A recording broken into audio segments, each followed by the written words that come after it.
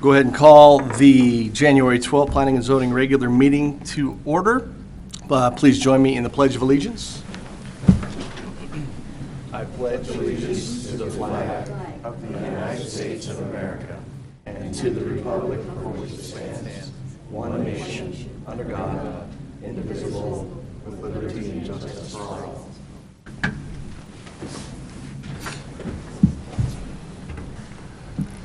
All right, Kelly, I believe we've got everybody here, but let's make an official roll call. Kimball? Present. Carey? Here. Davis? Here. Ostermeyer? Here. Latham? Here. Keene? Here. Hampy? Here. Let the record show that all commissioners are present. Fantastic, thank you. Any amendments to the agenda? No, there's not. No amendments? Okay, fantastic. Ceremonies, appointments, announcements, and presentation. We do have one. We do need to introduce Warren Keene as the new Planning Commissioner. Warren, welcome. Thank you. Thank you for joining us. Glad to have you. And with that being said, any declaration of conflict tonight? I do need to declare a declaration of conflict for the first item this evening, the Port of Hope special use permit, and I'm directly related to that, so I'll step down from the podium for that hearing. Okay, thank you, Mark. Appreciate that. Next item of the evening is consent calendar. Commission had a chance to take a look at that. Would move for a motion. I move to approve as presented. I second. It's been moved and seconded. Kelly? Kimball? Yes. Hampy? Yes. Carey? Yes. Davis? Yes. Latham? Yes. Keene? Yes. Ostermeyer? Yes. Motion carried.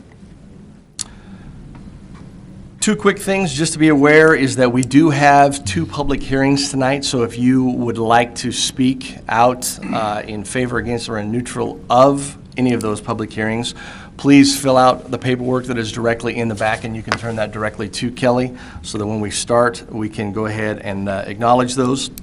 That also being said, this time now for citizen issues. This section of the agenda is reserved for citizens wishing to address the commission on an issue that is not on the agenda. Comments on the issues are planned for future meetings, and agendas should be held for that meeting. Is there anyone on the calendar for citizen issues? No citizen issues. Looks like we've got no unfinished or old business. So I believe we're going to go ahead and get things started. We'll start. We're getting ready to start the public hearing portion of the agenda. Again, if you would like to speak or comment, make sure that you fill that out and turn it to Kelly at the front table. And we'll go ahead and get things started on the Port of Hope Special Use Permit, SUP-15-07. We'll go ahead and start that. John, why don't you go ahead and present? Commissioners, while John is headed over there, I thought I would give you a little bit of a background about what we're doing tonight, because I know that you all, or most of you, sat in on the hearing on this matter back in October. After the fact, the Port of Hope appealed that decision, and I came on board as city attorney shortly after that. In reviewing the process, there were some issues in how the application was handled and processed, which raised some concerns for me that maybe we didn't get everything quite right the way it should have been. So the easiest way for us to fix that was to come back and do it again. Tonight's decision is a completely new hearing. It's what happened in October goes by the boards. Tonight's decision will be based on the evidence that's presented to you in the hearing tonight. So happy to answer any questions. Otherwise, we can turn it over to John. Anybody have any questions for our attorney? Okay. What procedures did we not follow, if I could ask? You know, I'm more than happy to chat with you about that after the meeting. It's not really relevant or germane to the hearing tonight, but I'm more than happy to sit down and talk you through what happened. Okay, thank you. Okay. Warren, thank you. John, go ahead. All right, good evening, Commissioners. Jon Manley, Associate Planner here with the City of Post Falls, introducing the Port of Hope Special Use Permit, case file SUP-07. The owner, I know it says 04, but 07 is the file number. The owner is Boulder Business Park, LLC. The applicant is Carlos Solorza. The requested action is to consider permitting a federal residential reentry center to be located in a community commercial services zone, find that the request meets the requirements found in the zoning ordinance, and to approve the request with any appropriate conditions. The annexation, the project size is about 4.4 acres. The comprehensive plan designation is commercial. The current land use is office warehouse. The proposed land use, as stated in the intro, federal residential reentry center, water and sewer would be provided by the city of Post Falls. And looking at the surrounding zoning of the area, this site here that you see in the checkerboard, I'm trying to get the, there we go. There's a checkerboard pattern, that's the site there. You got commercial in the city of Post Falls. To the south, to the north, you have, and east, some Kootenai County zoned ag property. And to the west of it, you have some Kootenai County property zoned mining. I'm looking at the aerial and can better depict kind of this from an overview, the surrounding environment. To the east, you have storage units. To the south, you have a mix of industrial / type commercial type uses along Boulder Park. And then to the north, you have mostly the vacant, undeveloped land in the county. This is a picture of the proposed site for the facility with the parking that's on site, which meets the demands for the facility. The proposed project, as you see here, you see on the main floor, mostly bedrooms around the perimeter of the facility. And then the upper floor, you have the offices and other rooms with an area open to the area below.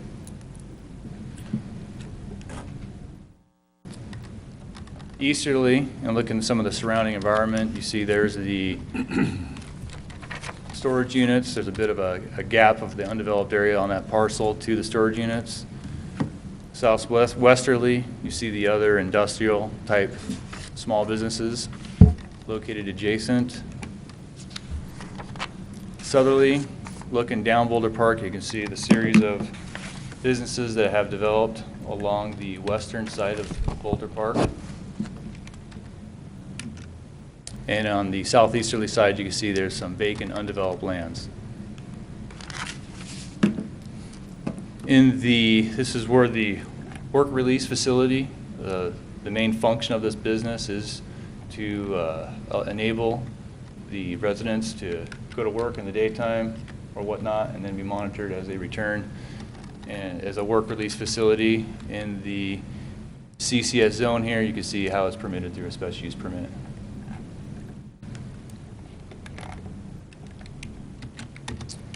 Staff does recommend, in consideration of this, a couple of conditions. The first condition is to continue the current protocol. That's all in Exhibit A6, which is their monitoring methodology for residents at this facility.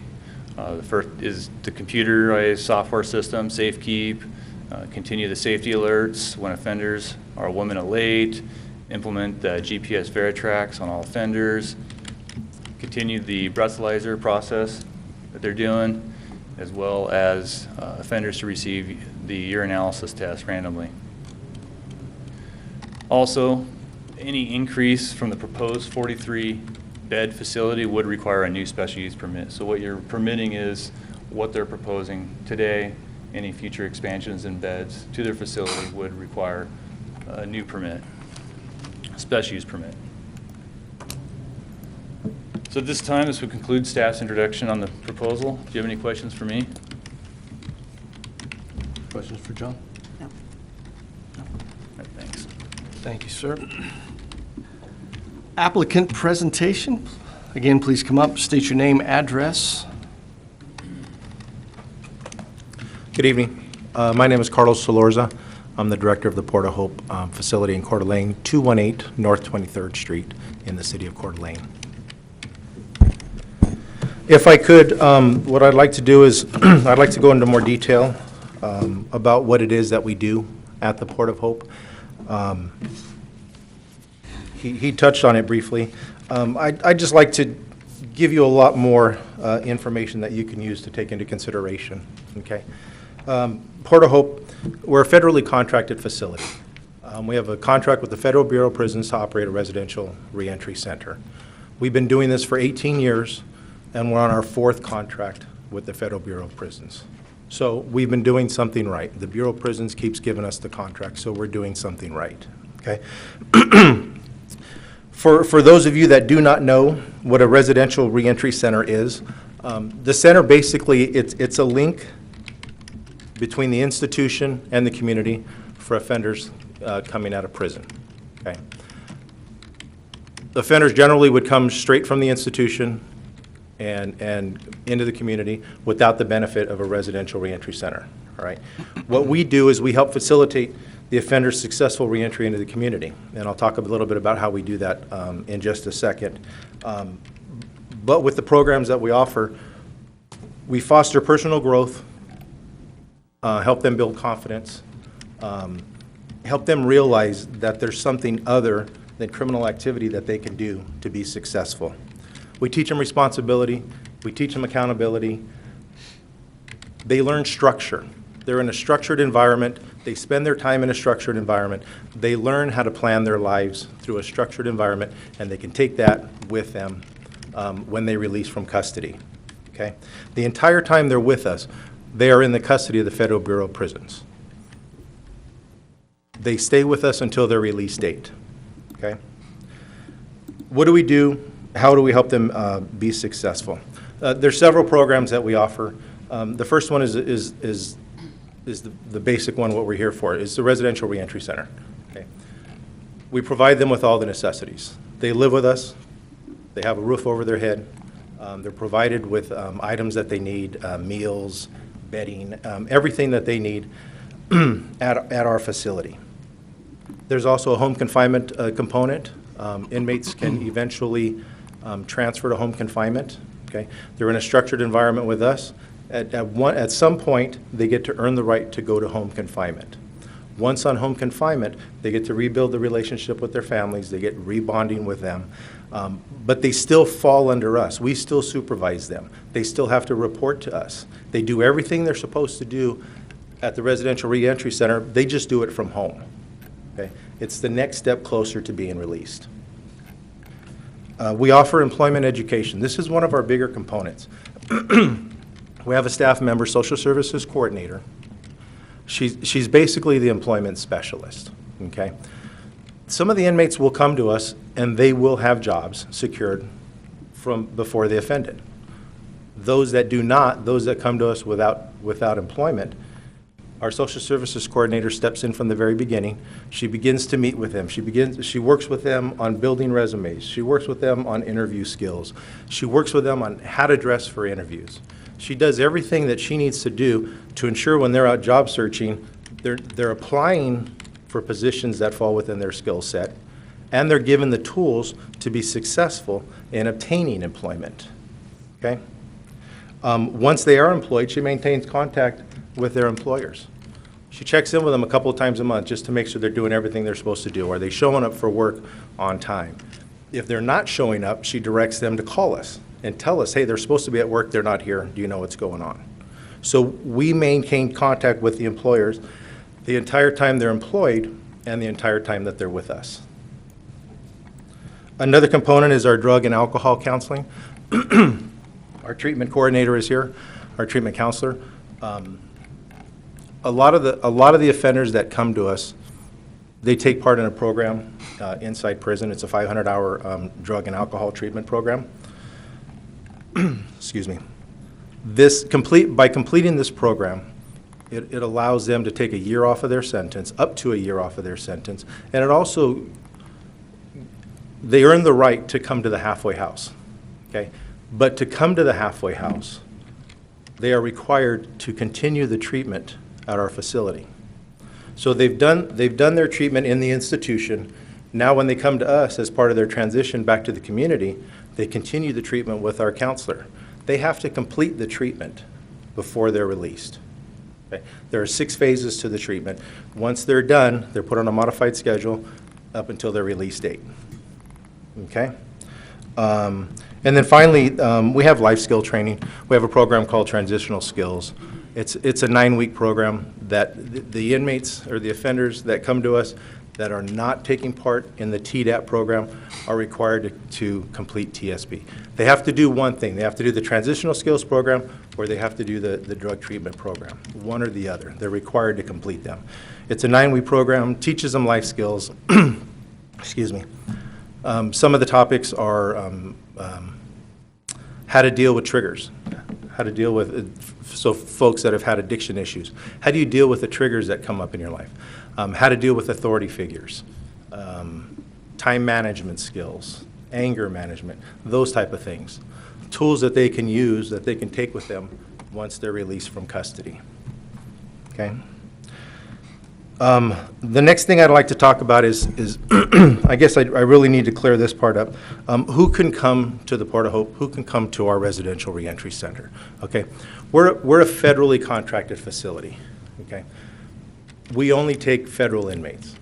Okay, we only take inmates, or the only inmates that are assigned to us, they have to be from North Idaho, or they have to have family ties to North Idaho, or they've committed their crime in North Idaho. Okay? With that said, we do have a contract with the Bureau of Prisons to accept overflow patients from overflow offenders from Spokane. We monitor them, but everything they do is in Washington. They do job searching in Washington, they look for housing in Washington, they're supervised by probation in Washington. Okay? But the folks that are coming to us that are going to release from our facility, when they're released, we don't push them out the door to Post Falls. They're not being released to the city of Post Falls. They are going to communities as far south as Lewiston, Lapwai. We cover areas up to Bonner County, into Shoshone County. So they're coming to our facility, but they're going throughout northern Idaho. So just because we're in Post Falls, excuse me, doesn't mean that the offenders that come to us are all going to be released to Post Falls.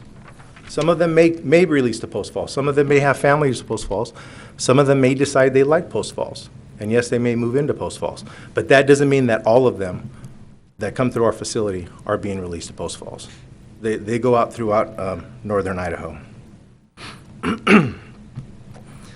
Accountability. How do we hold them accountable? It was mentioned before, our SafeKey program, where they sign in and out. Okay. When they leave our facility, they sign out of our facility. At the time they sign out, the information is placed into the computer at what time they're supposed to return. If they're not back by that time, we're prompted every minute that that inmate is late. At that point, we start the process of finding out why they're late and locating them, et cetera. Okay? Through cell phones, through employers and stuff like that, and through the GPS monitoring. Mr. Manley also mentioned the GPS monitoring. We do have several of them that are placed on GPS monitoring. It's an internet-based program. All of the key staff has access to this, and we can access it from anywhere, home or work. Okay. If an inmate is late, we get the trigger that he's late. We can pull it up on the internet and find out exactly where they are. Our facility itself, it's staffed 24 hours a day. It has a camera system inside and out to monitor the activity on the inside of the building as well as on the outside of the building. Inmates are not allowed to go anywhere without approval.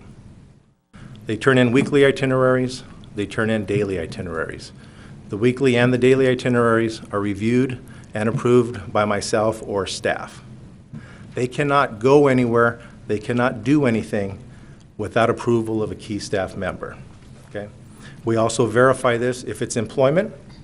We verify it, like I said, by our social services coordinator, contacted employers, and just confirming that they're showing up when they're supposed to show up. And we also do it through spot checks. When they turn in their daily itineraries, they're telling us exactly where they're going to be, when they're going to be there, and our staff goes out and does random spot checks to make sure that they are where they say they're going to be. We also have a curfew from 9 p.m. till 6 a.m. If they're not working, they have to be in-house, everybody. And then why Post Falls? Number one, North Idaho needs a residential reentry center. The Bureau of Prisons needs a residential reentry center in North Idaho. We took a lot of time trying to locate a place that would have as little impact on the community. We feel that this location, it's not close to residential, it's at a cul-de-sac, railroad tracks just north of us, never had anybody north of us, so we're going to have very little impact on the cul-de-sac and the neighboring businesses itself. It's centrally located in Kootenai County. It's close to freeway access and public transportation. And if I may, I did submit letters from two of our neighbors. We have a storage facility right next to us, and then we have a plumbing company across the street from us. I did submit letters from them indicating their support for our program and why they support it. In closing, I think I would just like to talk about some concerns that I've heard in the past. And the first one is we're not a prison. We don't look like a prison. We don't operate like a prison. Our offenders do not hang outside. They do not gather in large crowds outside of our facility. In fact, the smokers can only go out one at a time. So the most you're going to see sitting outside of our building is one person, and that person's going to be smoking. Most people that come up into that cul-de-sac or that business complex are not even going to know what we do there. They're not going to know what services we provide. They're just going to see a building with our sign in front of it. Secondly, public safety. We're going to have very little impact on the public safety services. The police chief, the Post Falls police chief, came and visited our facility. He toured our facility. He met with me. He met with my staff. And then he contacted the Coeur d'Alene Police Department. He met with the Coeur d'Alene Police Department to find out how we impacted their public safety. Okay? After he did both of these things, he himself says that he does not have any reasonable concern for the current project. Okay? And then finally, I read in the paperwork some concerns about how can our facility or our program enhance the city of Post Falls? And I thought about it for a while. We offer a program, we offer services to individuals that have made mistakes in their lives. Okay? We help them turn things around. We help them be successful, productive members of society. Without programs like ours, they come straight out of the institution, they move into your neighborhoods, they're your neighbors, but they do this without the benefit of a program that's going to help them they're going to be pro-social, they're going to be crime-free, and they're going to be successful. Isn't this a benefit to public safety?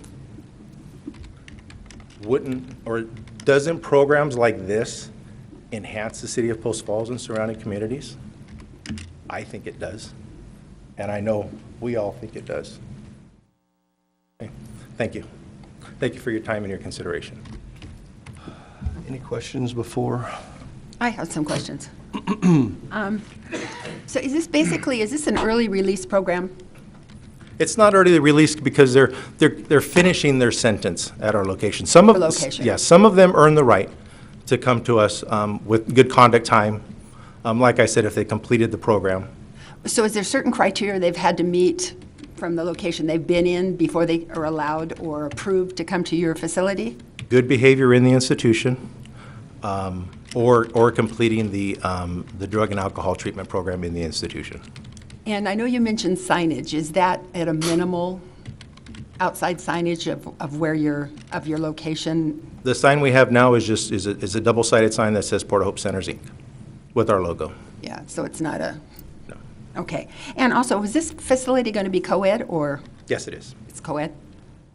Okay, and I'm assuming then that the Bureau of Prisons does the monitoring as far as checking to see that you guys are following all the rules and your administration is doing everything that they're supposed to be doing. Yes, we have a full monitoring where they come out and spend a week with us, and they go over all components of our program, and then twice a year they can do spot checks on us. So they can do surprise checks. They do surprise spot checks checks on us. Yes. All right. Thank you so much.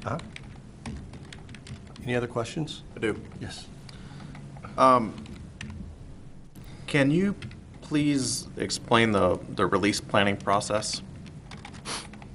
As far as where they're going to release to? How it works out? Are there full-term releases with no supervision afterwards? Yes. How that works? Okay. Some of us, they'll come to us at the end of their full prison and probation term, okay? And then when they release, they're what we call off paper.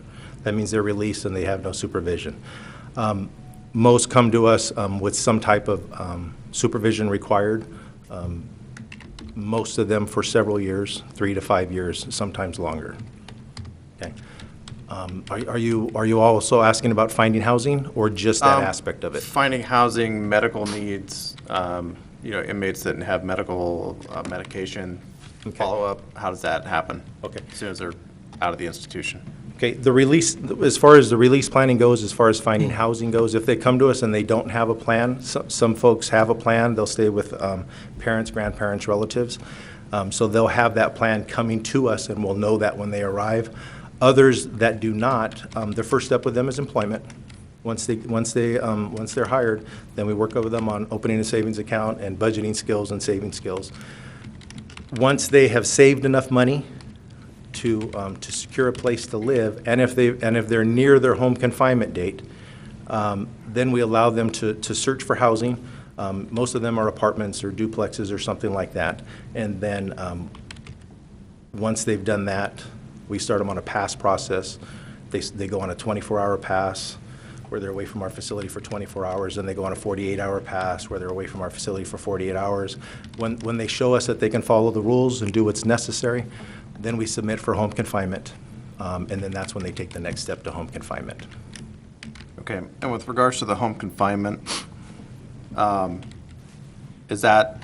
you characterize that? Is it generally solo, or is it generally with family and friends? Sometimes it's solo, most of the time it's with family and friends. And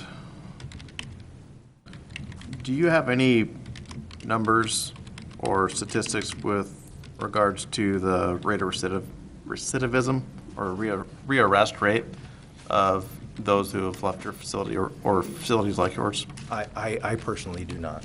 Ms. Chamberlain?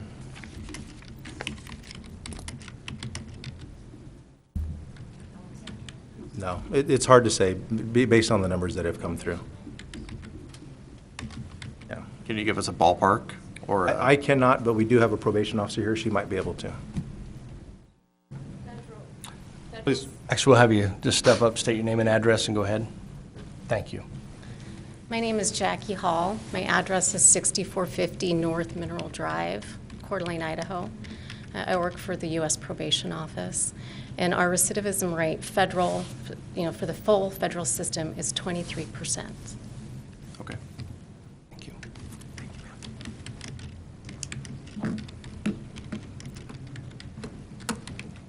Great. Anything else? That's it. Fred, go ahead.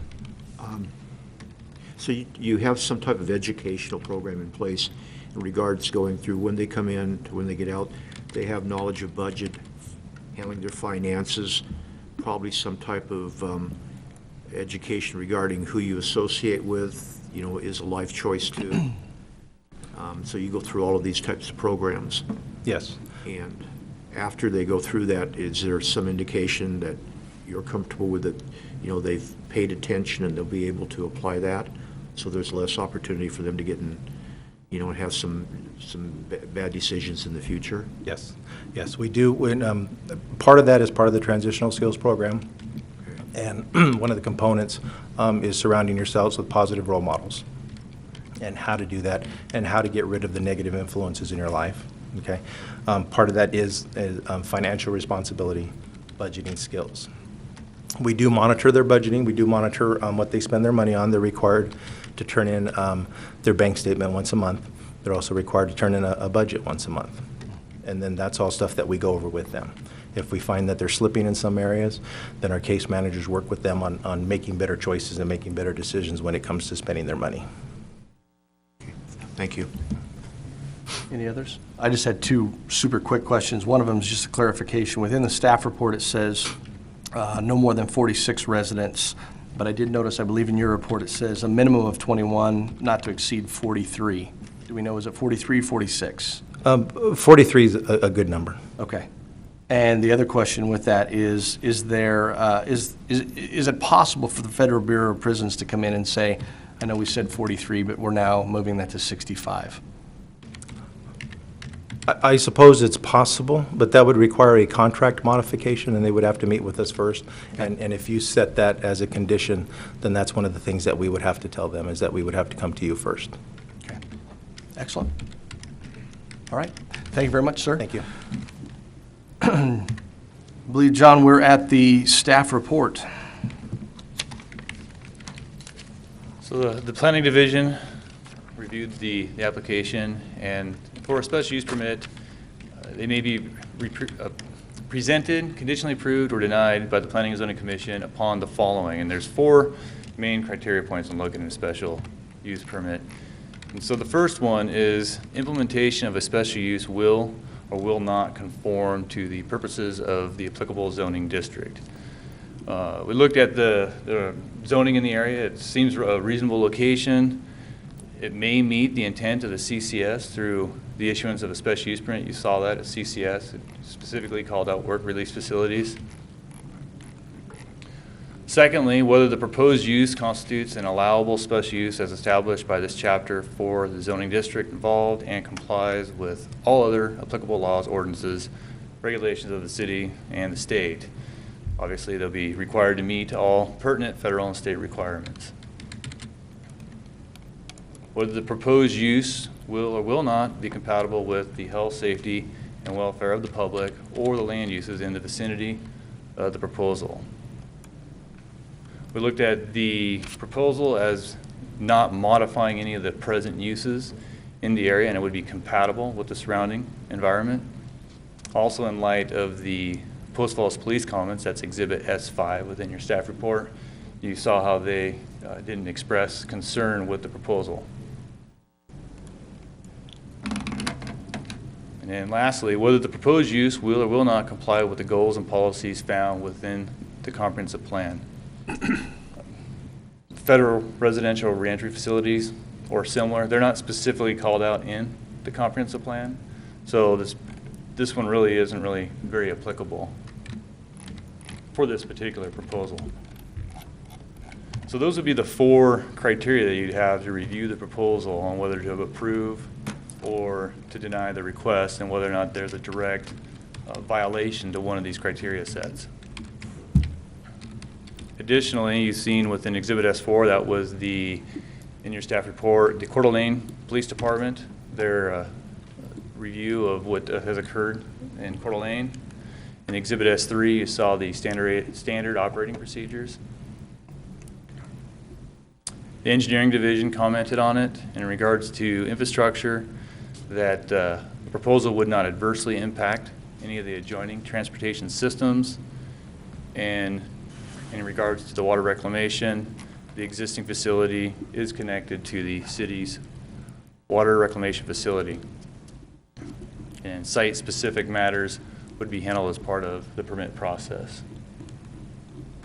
For domestic water, the existing facility is connected to the city's water system, and also any site-specific matters be handled at the time of development. And then, obviously, Exhibit S5, as stated previously, the Post Falls Police Department analysis. So do you have any questions for me at this point? Any other questions for John? No. No, thank you, sir.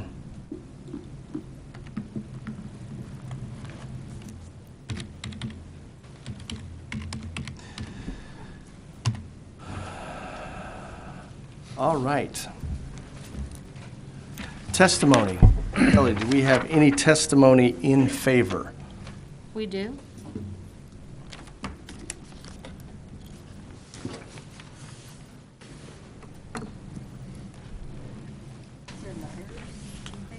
Okay. Perfect. Okay, so we have 2 letters, as previously stated, one from Sherman Storage and the other one from Sampson Plumbing and Heating.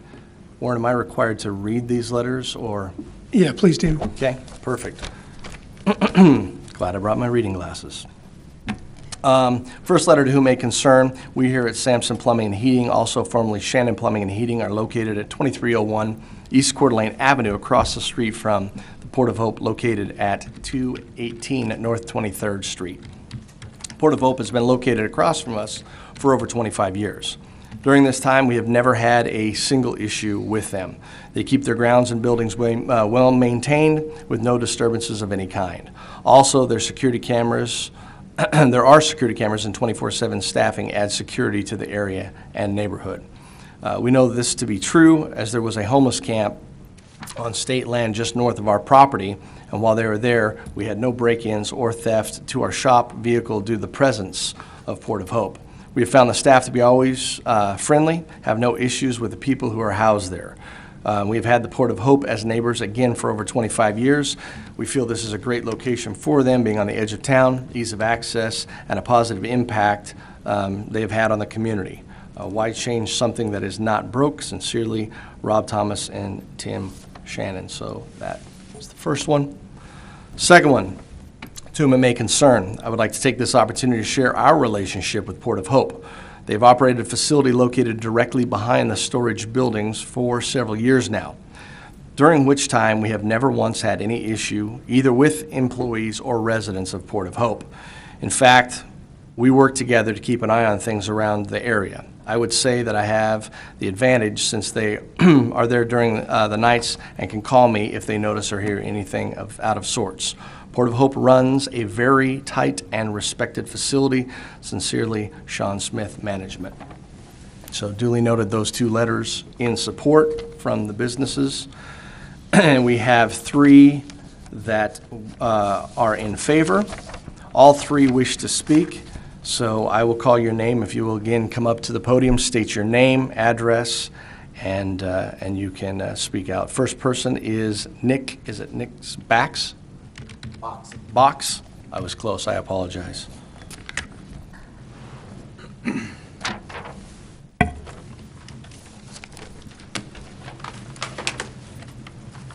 My name is Nick Boxa. I live at 505 East 12th here in Post Falls. I work at the Port of Hope and have so for over 10 years now.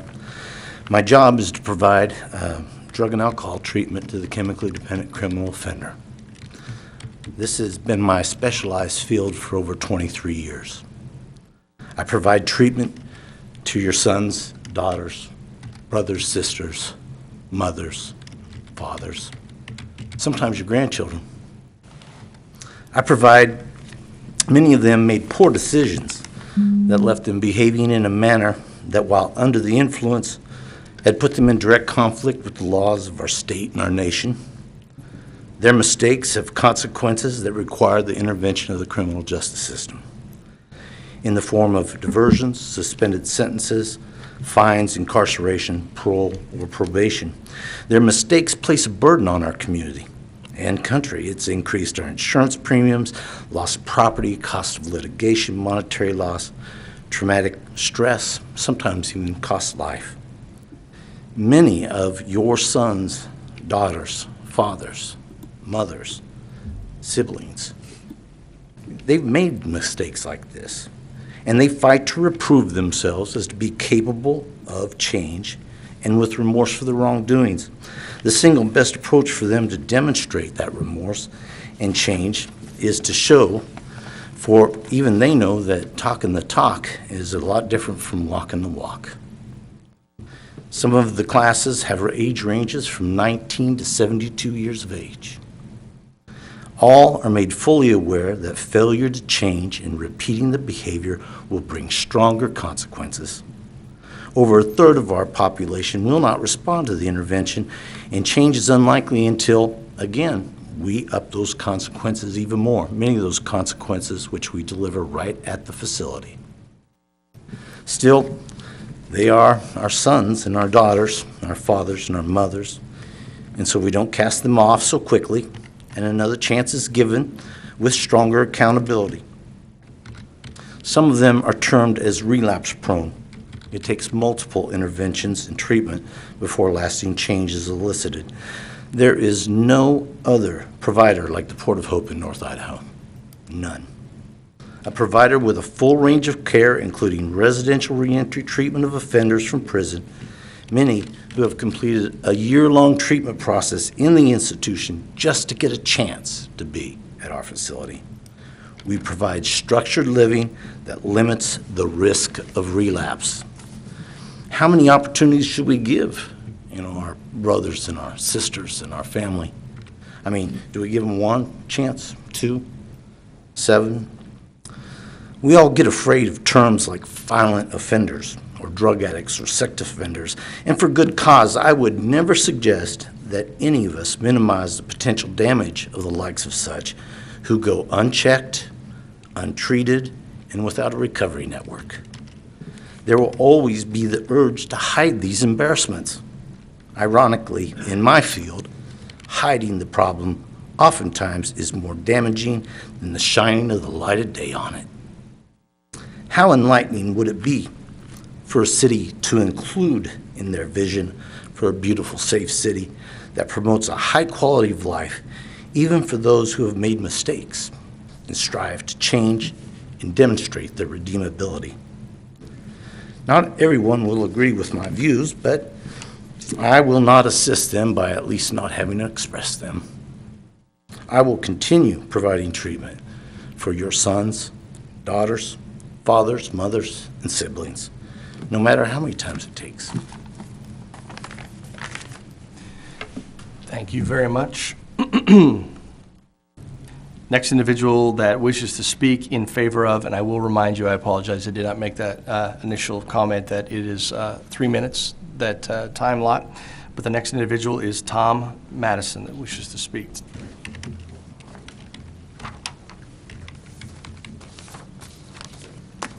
My name is Tom Mathieson. I reside at 13291 West Biggs and actually in Rathdrum. But I don't have any connection with Port of Hope, and I have no interest in Port of Hope, but I have studied this problem for a long time. I look at this, and we need a facility like this in North Idaho because, like I said, there is no other facility like this anywhere in North Idaho. And like Mr. Box pointed out, by the grace of God, I could have been one of these, And these people they don't have any place to go. They're either released onto the street on their own recognizance with no training, no documentation, no supervision, nothing. Or you put them in a program where they can learn all of this. And they learn to become valuable, sufficient citizens who can promote a better well-being for our community. They can be self-sufficient. They can actually contribute to our community in ways that a normal being does. These people have made mistakes, and failure for them is not an option because they go right back to prison if they offend again. There's no ifs, ands, or buts. They just go back to prison. So they have a high motivation to make this program work. So that's kind of my 2 cents. I didn't really have a prepared statement. I hope you consider this seriously, and I thank you for your time. Thank you. Thank you, sir. And lastly, choosing to speak in favor is Jackie Hall.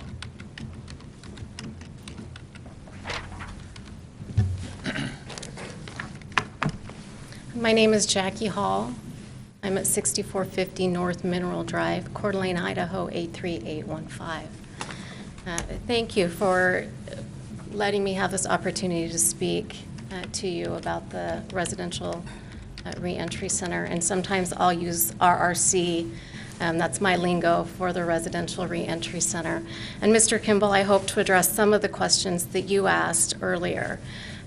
I'm a probation officer. I'm a federal probation officer in the Coeur d'Alene office. I've been a federal probation officer for 16 years. I've been in the Coeur d'Alene office for 13 of those years. The last 3 years, I've been the supervisor. We have 3 probation officers in the Coeur d'Alene office. We cover north to the Canadian border, east to the Montana border, and south to Worley, Idaho. We have one officer in the Moscow office.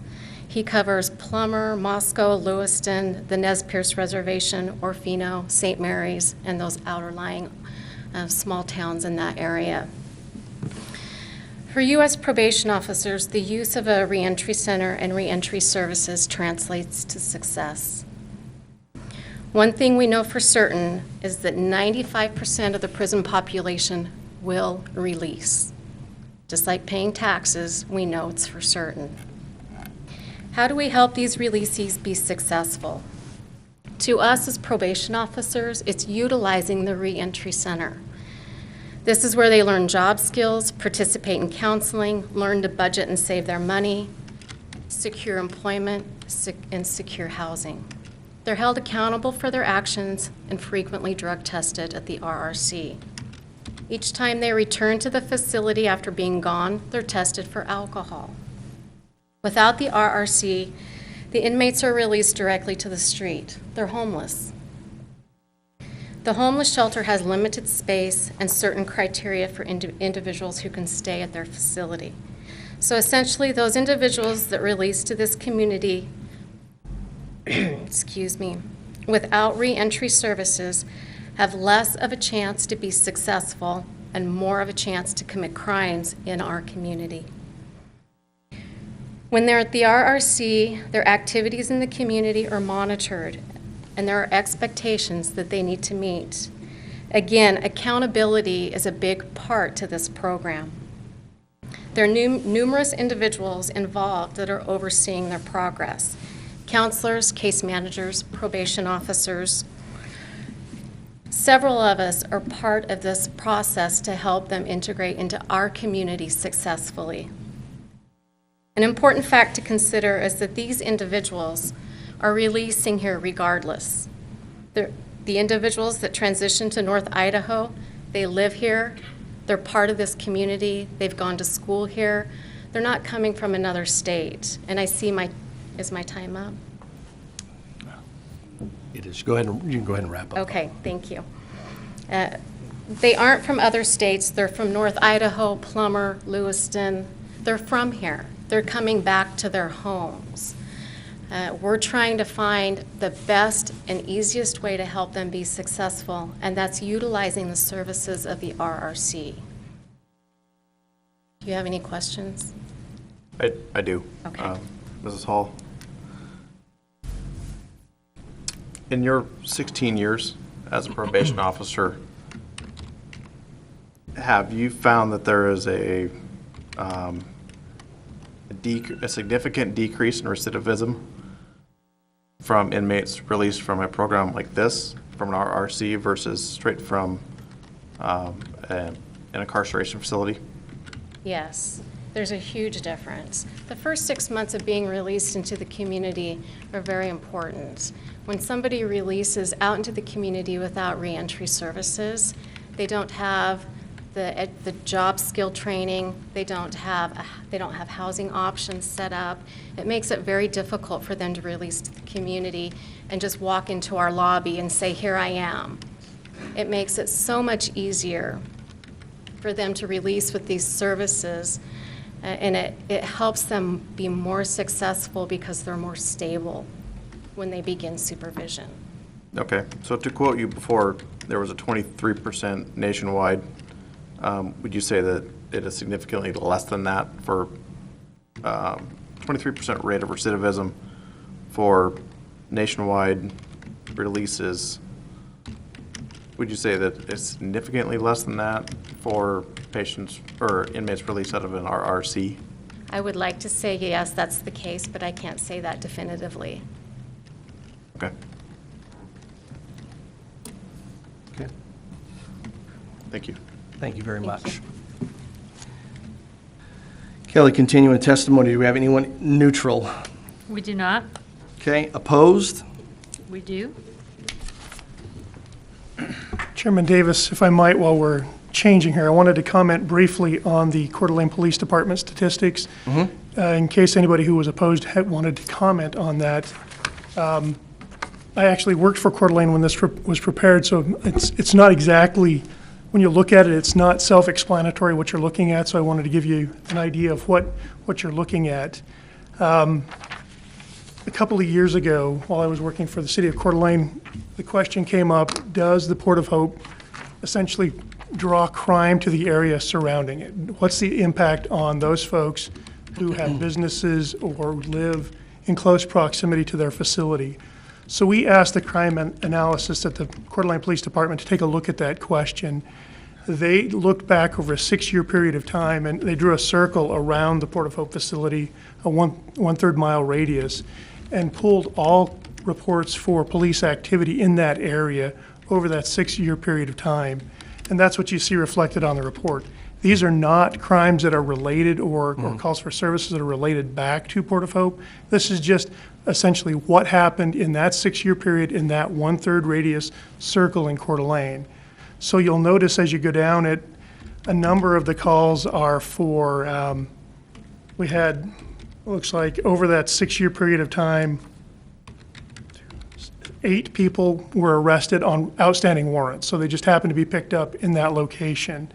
There was a number of, one instance of a person being unconscious that was called to help, another unknown medical, where someone was needing medical assistance, where the police department responded, 2 psych issues where the police department was called to respond to help out somebody who was having mental difficulties.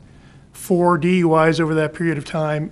As far as property crimes, there was 1 burglary in progress reported in that one-third area, one-third mile radius in that period of time. It looked like there was 1 theft reported in that 6-year period of time.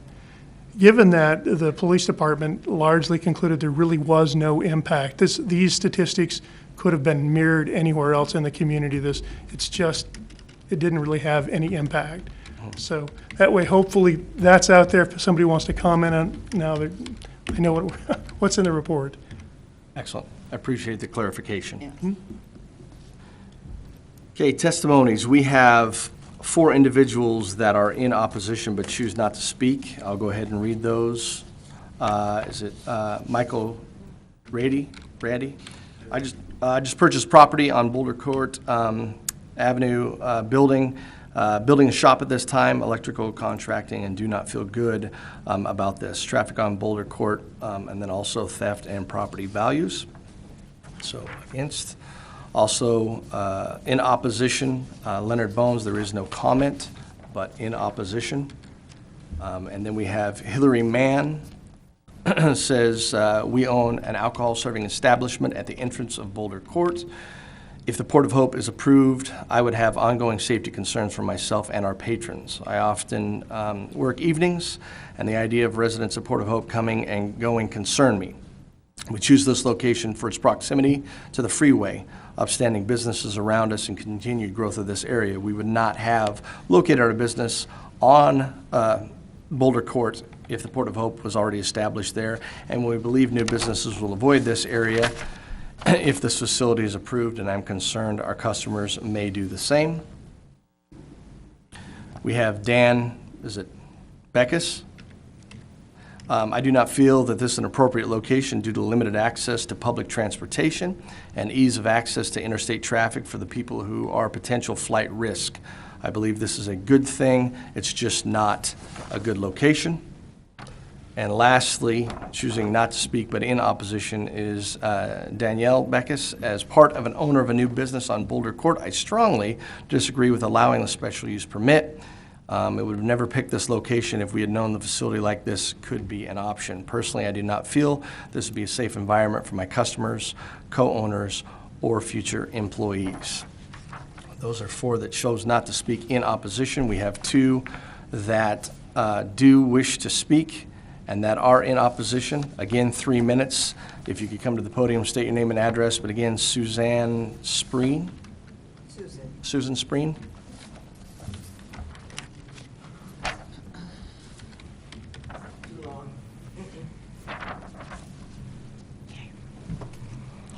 My name is Susan Spring. I live at 3670 West Elk Drive, Post Falls, Idaho, very near the facility.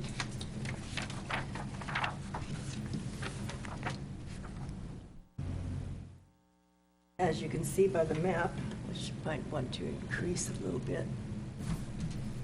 Real? Okay. I think if you just know where Southeast Wade is, it's hard to figure out where we are. Boulder Court, Elk Drive, pretty well in conjunction practically. There's just a big field and some storage buildings between us, actually.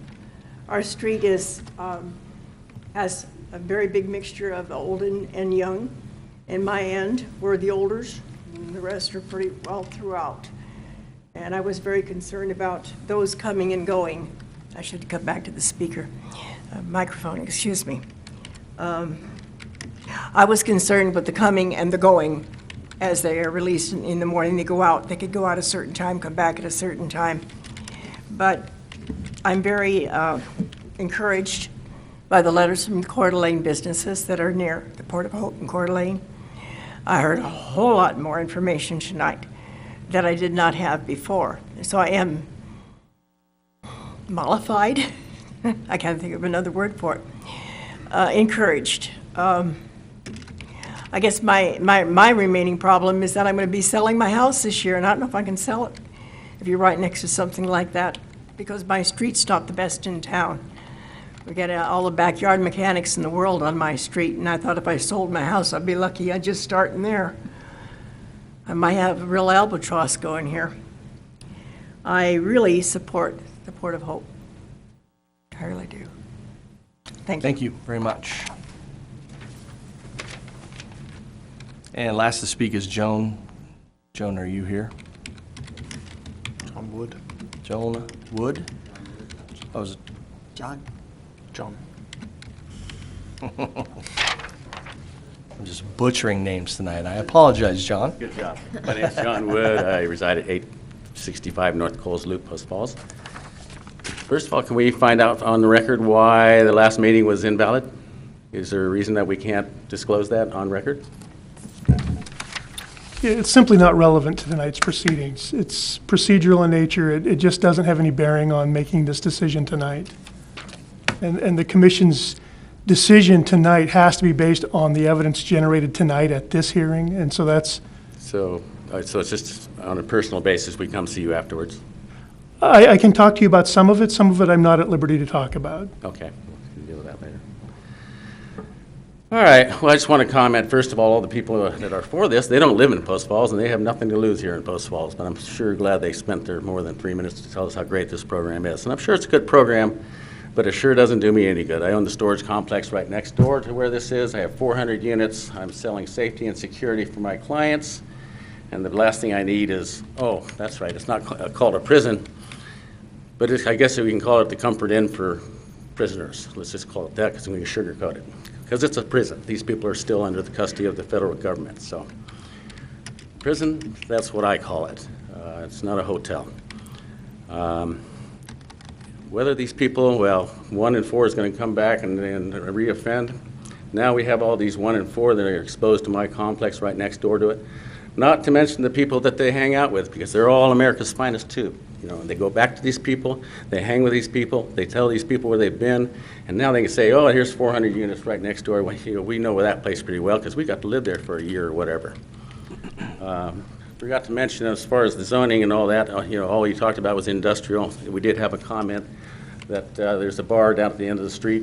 Somehow or another, that wasn't very important in the presentation from the city, that it wasn't just industrial, but there's a bar right at the end of the street from this facility that these people are going to walk back and forth from to go get their public transportation or to have their little, well, I'm not going to say, anyway, to have their good people pick them up to take them to work or bring them back from work or whatever.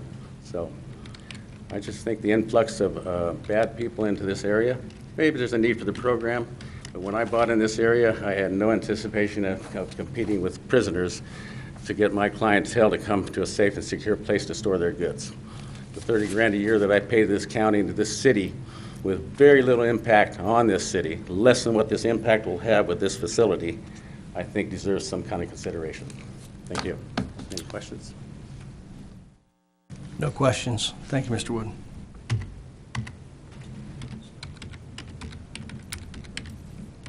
Okay, closing out testimony. Now make time for rebuttal from the applicant.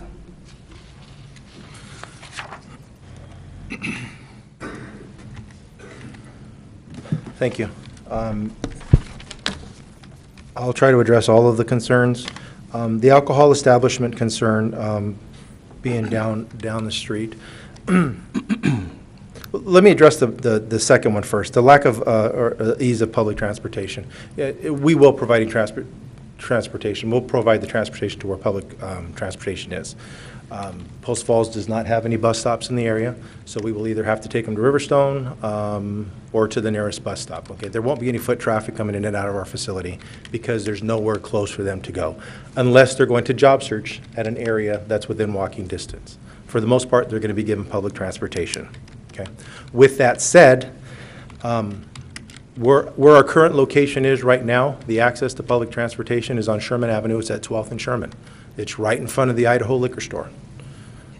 To get there, they have to walk past several bars on Sherman Avenue. Okay.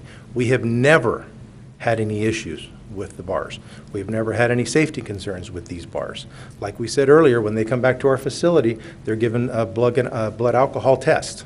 Okay, so we would know if they're stopping at these locations when they come back. Okay, so I hope I can reassure the owner of that facility that they should not have any concerns, because we've already been dealing with this for years. We've been at this location for 18 years doing this, and for 18 years our folks have been walking up and down Sherman Avenue by all those bars and standing in front of the bus stop in front of the liquor store. Okay. The ease of access to a freeway for a flight risk, we're right off the freeway right now. And if any of you have taken the Sherman Avenue off-ramp, I'll ask you right now, did you even realize we were there? Our facility is right at the Sherman Avenue off-ramp. If you've taken that, you go by it all the time. The facility is right there. They have access to the freeway right now. We've never had any issues with that. Okay? And as far as the storage facility goes, I think that was already addressed with the letter that we presented from our neighbor. He also owns a storage facility and has been our neighbor for several years. Okay. Any questions? Any other questions? No. No? Thank you, sir. Thank you.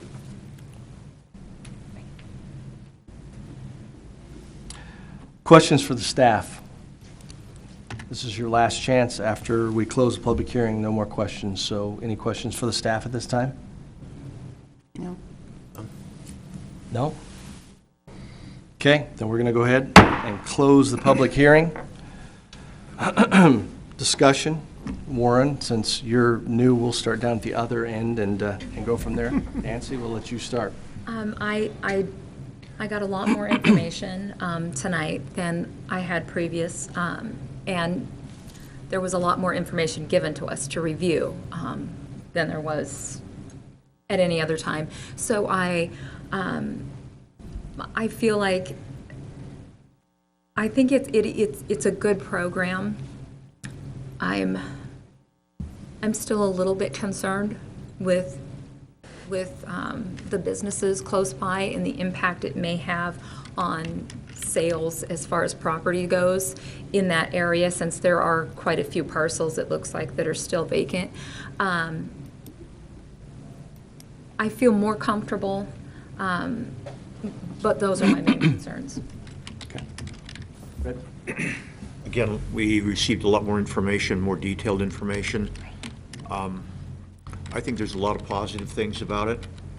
I would question some of the concerns. I think they've been identified, and at least to my satisfaction, I don't see a problem with Port of Hope being located in the area that they want to be located in, and I will support it. So. Okay. Duly noted. Right. Boy, you know, it's the first time I think I've ever seen a 300-page staff report. And there was a lot more information. And a lot of it was really, really good information. Mrs. Hall, I, as a probation officer for 16 years for the federal government, I consider her testimony to be that of an expert. And that weighs pretty heavily, because I think my bigger concern isn't of the actual day-to-day operations. Or my bigger concern coming into it wasn't the day-to-day operations of the facility, because I think that is incredibly secure.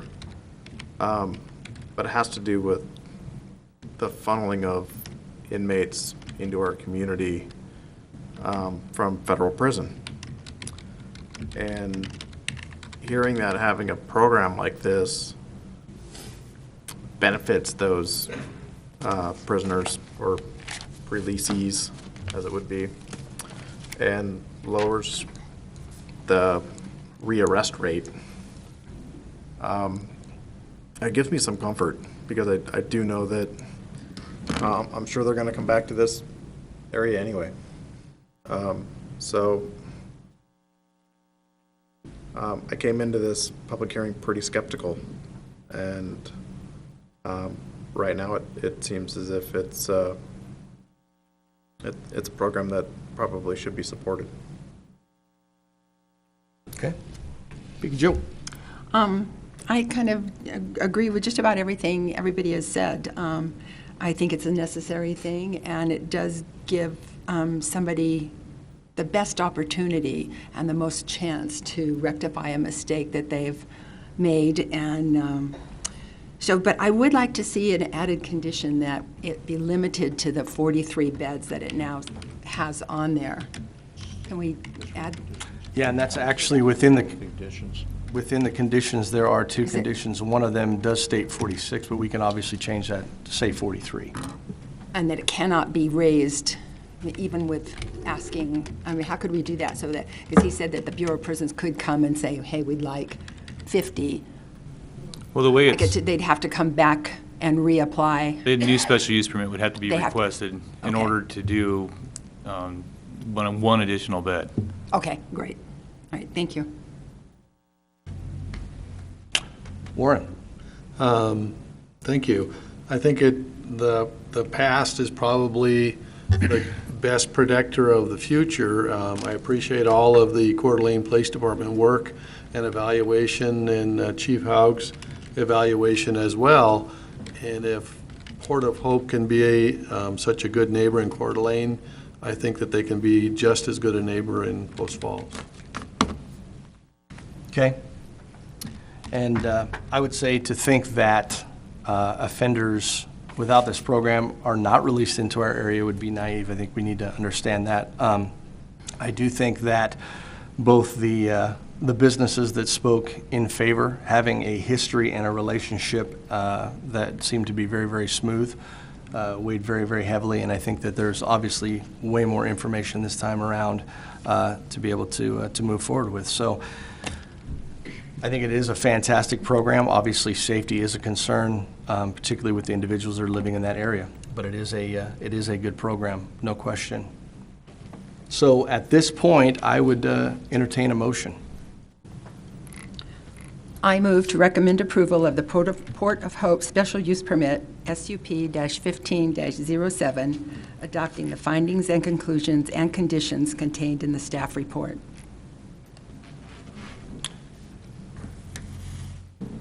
I would second that on the condition that we change the Oh, the for the one beds from- to the beds from 46 to 43. Okay? So it's been moved and seconded with the change from 46 to 43. Kelly? Carrie? Yes? Davis? Yes. Hampi? Yes. Ostermeyer? Yes. Keene? Yes. Kimball? Yes. Motion carried. So moved. At this time, I would like to welcome Mr. Latham back up to his seat.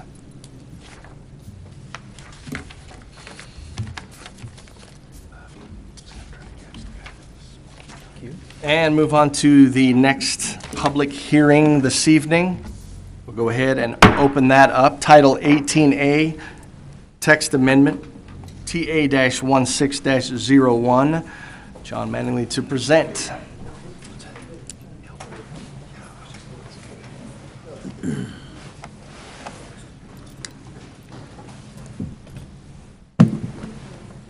John, your amendment doesn't appear to be as exciting.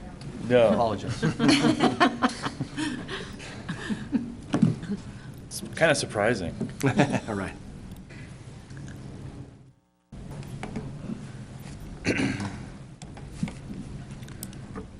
So yes, the Title 18A text amendment, case file TA-16-01, The applicant is the City of Post Falls Planning Division. The requested action is to review the recommended approval of the proposed text amendment to Title 18A to City Council. The purpose of this request is to improve the level of service to the community by creating more clarity and consistency within Title 18A. A little background, Title 18A, which is SmartCode zoning, it was adopted July 6th of 2010. We've had some time of implementing it and have recognized maybe some potential errors or some hurdles in implementing it within the City of Post Falls.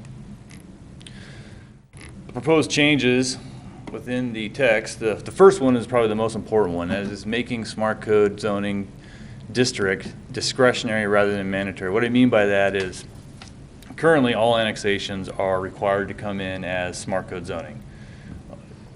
If it's less than 10, they have the option that City Council can approve it with some conventional zoning, which is your standard commercial, residential, industrial type zoning designations.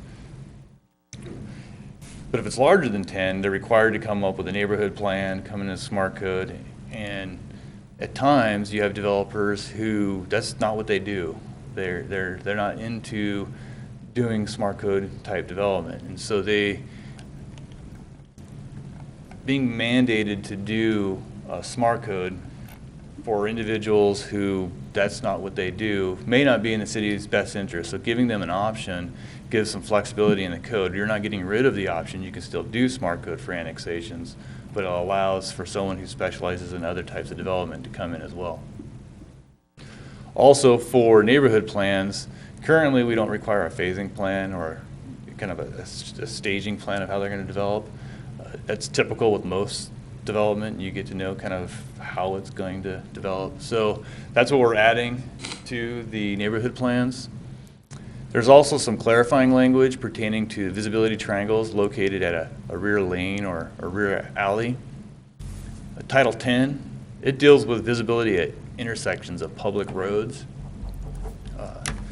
Roads, is that an alley or is that not an alley? And so when you're dealing with a SmartCode where you have some alley product and you're dealing with the safety of pedestrians or the built environment, there you may need to have some discretion in how that's implemented, because having a 25-foot visibility triangle through all your rear lanes, rear alleys, and also bringing the buildings up front, and then you have the corresponding public roads, that leaves a real narrow window for developing these sort of built environments fronting the street. So there's some clarifications there. We also added some additional definitions to the I'm not going to go into all those unless you want to discuss certain definitions.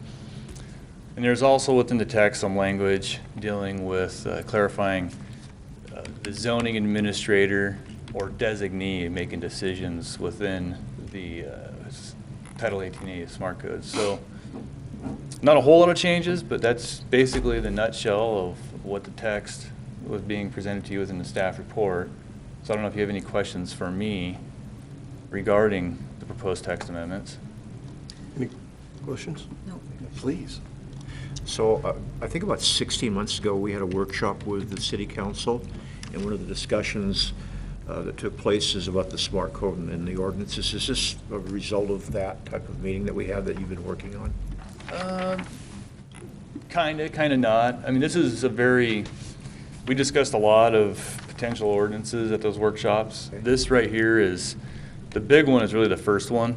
We didn't want to, as the next development season's coming up and we may get annexation proposals, encumber on them waiting for this maybe a larger text amendment that may come in the future. We have a series of text amendments we'll probably bring forward, taking little pieces at a time. So this is for Title 18A, the biggest, probably the most important one currently. Okay. John, I've got a question. The definition of open parking areas, what is that? Where is that in the code? How does that apply?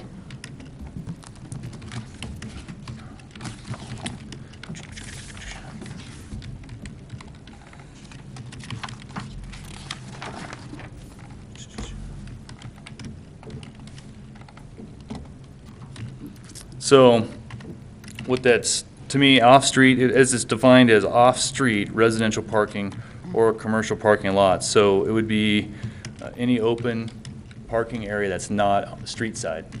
Okay, maybe I should probably restate that, a question. So where is that where is open parking areas referenced other than in definitions in the code? Is it part of the commercial development standards? Is it part of the SmartCode development standards? How is that applicable? Well, it's applicable and oftentimes with dealing with SmartCode, we're referring to the open parking area to be set back at the rear of the property versus being at the front. Typical conventional zoning, you would have, your street, and then you have the sea of parking or the parking lot in front and the building set in back. So when you're referring to the open parking area being in the back, then you could draw to the definition. Okay. I don't have the specific reference in the code currently of where this definition is referenced in the code. Okay, I Off just the wanted to cuff. make sure there wasn't some nuance in there that was changing that would have a ripple effect. No, not in that. So this is just for SmartCode, is this correct? So it's just under SmartCode? Yeah, this is a definition within Title 18A. Okay. Correct. So it doesn't go anywhere else?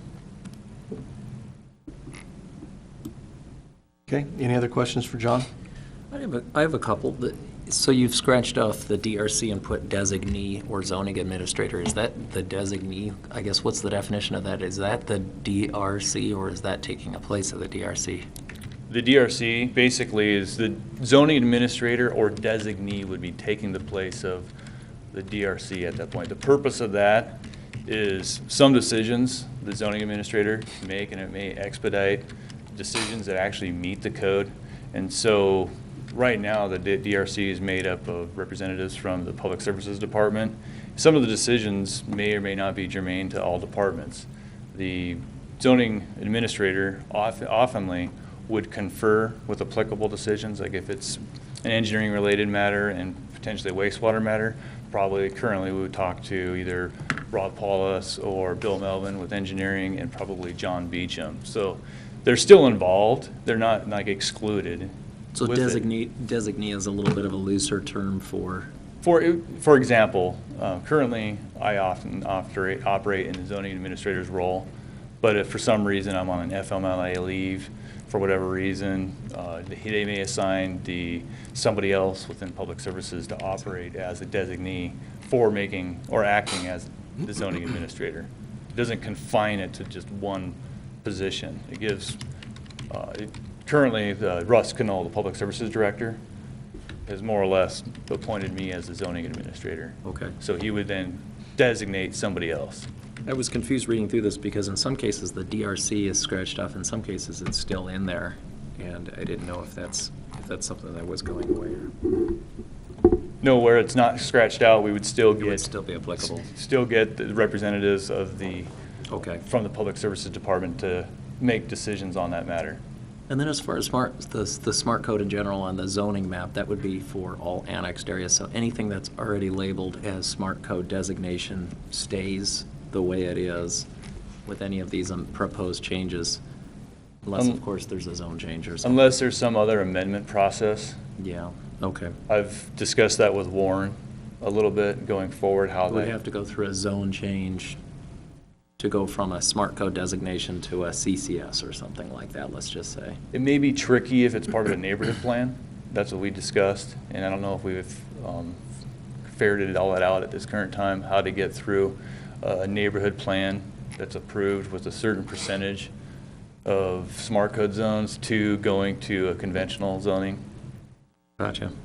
Legally, it can be done. It's when you start trying to tease out one area of a larger plan, functionally, it could get a little bit difficult, but legally, yeah, we could, if it came up, if somebody made the request, we would work our way through that and try to figure out how to make that, put that request forward to you and to the council. Okay. Okay. I want to get back to Commissioner Kimball. I was not quick enough on the internet. It's moving fairly slowly. Open parking areas come up in 18A 2100. There's some specific regulations for where you place them in certain SmartCode zones. So they are tied back into specific regulations, and there wasn't a definition before for what it actually is. Okay, thank you. Perfect. Anyone else? Okay, we'll move on to applicant presentation. Okay.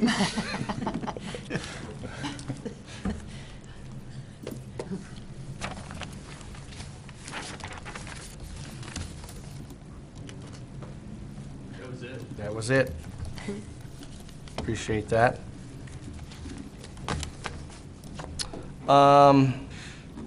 Staff report, that was it. That was it. Everything was Fantastic. fine and Kelly, any testimony in favor? We do not. Any neutral? We do not. Any opposed? We do not. Duly noted. Therefore, no rebuttal from the applicant. Questions for the staff? I think we just had some of those. Is there any more? Okay, none being said, we're going to go ahead and close that public hearing. And now we'll call on you, Warren. Hey, looks like you guys have great coordination and draft modeling. I think that it's great to clean things up with regulations. I agree. It's been a long time coming. I'm really glad to see the change from shall to may with regards to the SmartCode. That's a great progressive thing for the city of Post Falls, and I think that will help a lot of our future development. Your turn, sir. I totally agree, the shall may, that's a good way to put it, because there's some developers that really embrace the smart code and they do some really great things, and they'll continue to do that, and they'll pick the smart code because they're able to get greater density or certain mixed uses. But then there's other people that really are looking, and I'm talking kind of from a developer-driven standpoint, that want to do a different product.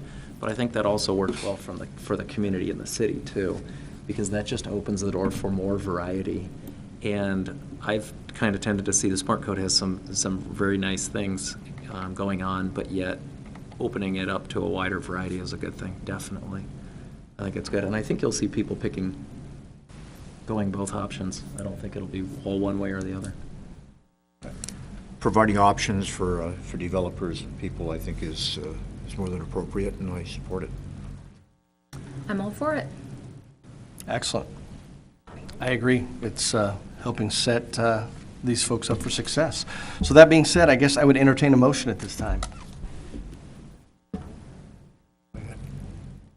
I would move to approve the Title 18 text amendments, which is TA-16-01 as presented. Okay. Second. It's been moved and seconded. Kelly, roll. Carrie? Yes. Davis? Yes. Hampe? Yes. Ostermeyer? Yes. Keene? Yes. Latham? Yes. Kimball? Yes. Motion carried. Thank you very much. Looks like we've got no new business. Any additional staff comments? no additional comments. Okay. Commission comments, anything for the good of the order? Okay. I guess then I would just need a motion to adjourn. So moved. So moved.